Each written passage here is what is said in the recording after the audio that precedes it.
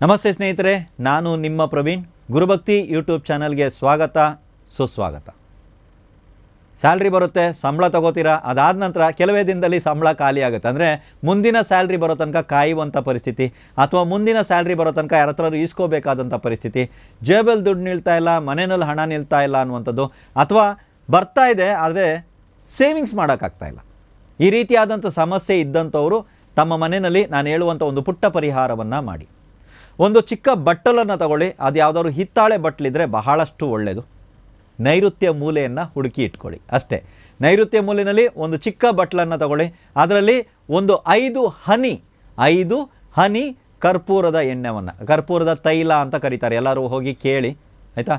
ಕರ್ಪೂರದ ತೈಲವನ್ನು ತಗೊಳ್ಳಿ, ಆ 5 ಹನಿ ಕರ್ಪೂರದ ತೈಲವನ್ನು ಅದರಲ್ಲಿ ಹಾಕಿ, ಒಂದು 5 ಚಕ್ಕೆಯನ್ನು ಹಾಕಿ, ಚಕ್ಕೆ ಅಂತ ಸಿಗುತ್ತೆ, 5 ಚಕ್ಕೆಯನ್ನು ಹಾಕಿ, 5 ಅರಿಶಿನದ ಕೊಂಬನ್ನು ಅದರಲ್ಲಿ ಹಾಕಿ, 5.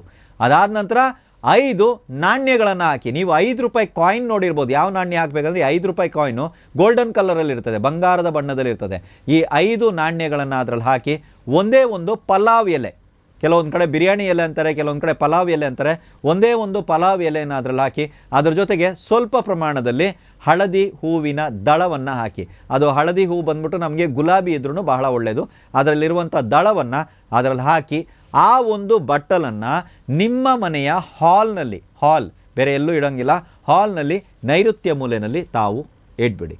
ಇದರಿಂದ ಏನಾಗುತ್ತೆ ಅಂತ ಹೇಳಿದ್ರೆ, ನಿಮ್ಮ ಮನೆಯಲ್ಲಿ ಬಂದಂಥ ಹಣ ತಂಗಲು ಪ್ರಾರಂಭ ಆಗುತ್ತೆ. ಲಕ್ಷ್ಮಿ ಅತಿಥಿಯಾಗಿದ್ದಾರೆ, ಬರ್ತಾರೆ ಹೋಗ್ತಾ ಇದ್ದಾರೆ ಅಂತ ನಿಮ್ಗೆ ಅನಿಸ್ತು ಅಂತ ಹೇಳಿದ್ರೆ ಈ ಪರಿಹಾರವನ್ನು ಮಾಡಿ. ಸ್ವಲ್ಪ ಖರ್ಚು ಮಾಡಿದ್ರೂ ಕೂಡ ಸ್ವಲ್ಪ ಸೇವಿಂಗ್ಸ್ ಆಗ್ತಾ ಇದೆ, ಪಾಕೆಟಲ್ಲಿ ಚೆಕ್ ಮಾಡಿದಾಗ ಸ್ವಲ್ಪ ಸಿಗ್ತಾ ಇದೆ, ಪೇಮೆಂಟ್ ಎಲ್ಲ ಅದ್ರ ಮೇಲೆ ಎಲ್ಲ ಕೈ ಖಾಲಿ ಆಗ್ತದೆ. ಮಾರನೇ ದಿನನೂ ಒಂದು ವಾರ ಬಿಟ್ಟು ಇನ್ನೊಬ್ಬರ ಹತ್ರ ಹೋಗಿ ಕೇಳುವಂಥ ಪರಿಸ್ಥಿತಿ ಬರುತ್ತೆ.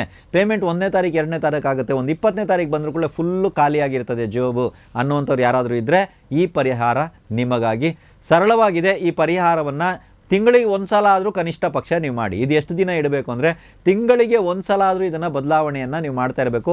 ಇದರಲ್ಲಿರುವಂಥ ಹಳೆಯ ವಸ್ತುಗಳನ್ನ ತಗೊಂಡೋಗಿ ಯಾವುದಾದ್ರೂ ಒಂದು ಮರದ ಬುಡದಲ್ಲಿ ತಾವು ಇಟ್ಟು ಬರಬಹುದು. ಬಿಸಾಕಬೇಡಿ. ಯಾವುದಾದ್ರು ಅಂದರೆ ಕಸದಲ್ಲಿ ಬಿಸಾಕುವಂಥದ್ದು, ಮರದ ಹತ್ರ ಹೋಗಿ ಈ ಥರ ಬಿಸಾಕುವಂಥದ್ದು ಮಾಡಬೇಡಿ.